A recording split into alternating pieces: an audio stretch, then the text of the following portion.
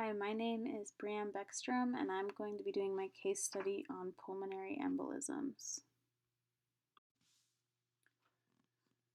So, a 40-year-old woman came into the emergency room who had been having some left leg pain and swelling for the last 2 days that she said had been getting worse, and that she was also having some intense chest pain and difficulty breathing that had started that morning. When her doctor went in to do the physical exam, he stated that she had had a fever, she was excessively sweating, she was also coughing up some blood, and she told her doctor that she had had a recent surgery and that she also had family history of blood clot. Her doctor in the emergency room ordered some lab work, and her D-dimer levels came back higher than usual, and her oxygen levels in her blood were lower than usual.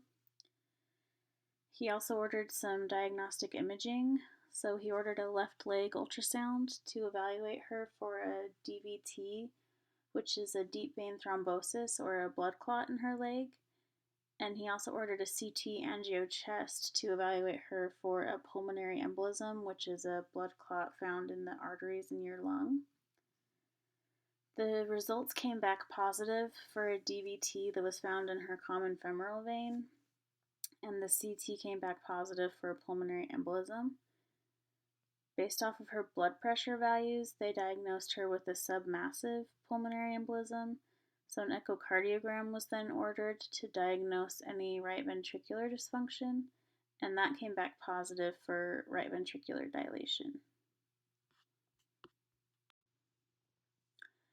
So, a pulmonary embolism is a blockage of one of the pulmonary arteries found in the lungs. Oftentimes, the material that's blocking the artery is a blood clot. However, it can also be fat from bone marrow, collagen, part of a tumor, or air bubbles.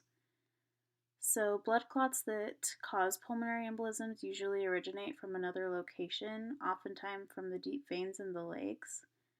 If the clot in the deep vein is not treated, then it can travel through the vascular system and it eventually ends up in the lungs. This can be life-threatening because the clot can block the blood flow, causing the blood flow to lose oxygen, and then that kills the lung tissue. When the lung tissue dies, it's called a pulmonary infarction, and once the tissue dies, there isn't any way to fix the damaged tissue.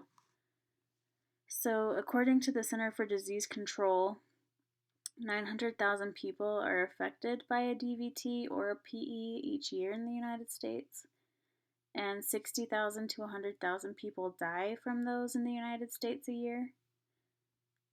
Sudden death occurs in 25% of people who have a pulmonary embolism, and 10 to 30% of people will die within a month of diagnosis of a pulmonary embolism. Pulmonary embolisms can present in anyone, however, there are definitely certain factors that increase the risk of getting a pulmonary embolism. This includes any family history of blood clots, any heart disease, certain cancers or cancers that metastasize. Surgery is one of the most leading causes of blood clots. Being put on bed rest or taking a long trip or anything where you're going to be confined to one spot that doesn't allow you much movement will put you at high risk for a blood clot. Obesity and pregnancy are also high risk for blood clot. So as I stated previously, a pulmonary embolism usually starts from a deep vein thrombosis in the lower leg veins. From here, if it's not treated, the clot travels through the vascular system, goes through the right side of the heart, and then into the arteries of the lungs. Once the blood clot reaches the artery in the lung, it's diagnosed as a pulmonary embolism and given a classification depending on the level of the blockage as well as the blood pressure. So, a massive pulmonary embolism is characterized by systemic hypotension, which means that the systolic arterial pressure is less than 90, or that there's been a drop of at least 40 in the systolic arterial pressure for 15 minutes. Patients who have massive pulmonary embolisms have a very high mortality rate. A submassive pulmonary embolism is an acute pulmonary embolism without systemic hypotension. So that means the systolic blood pressure is greater than 90, but the patient will either have a right ventricular dysfunction or myocardial necrosis. This is the point where an echocardiogram would be ordered so that they could help diagnose a right ventricular dysfunction.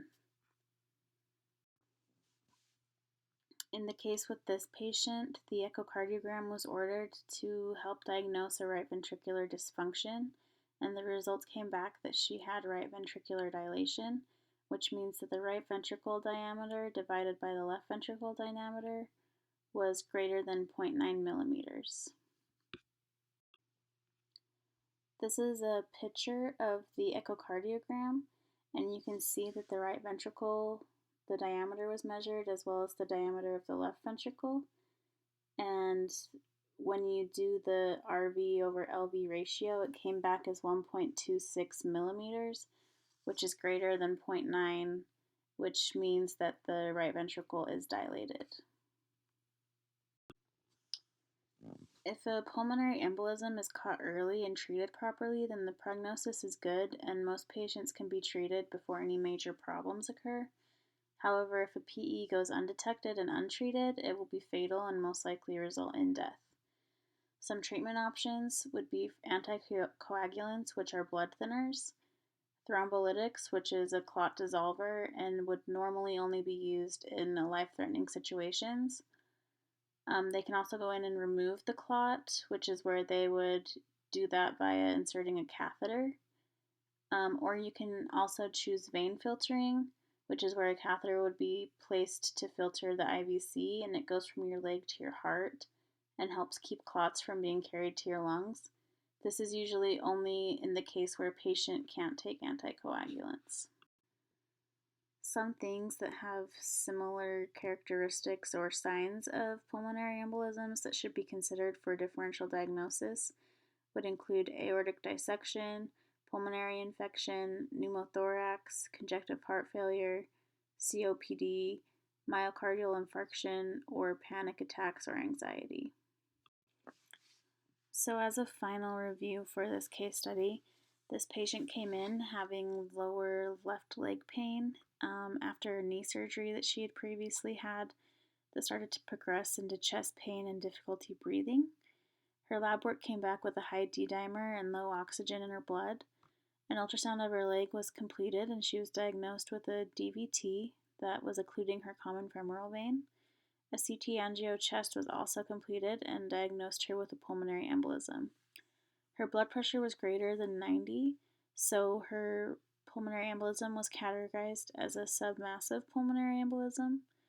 From here, an echocardiogram was completed to help diagnose any right ventricular defects, and that found that her right ventricle was dilated.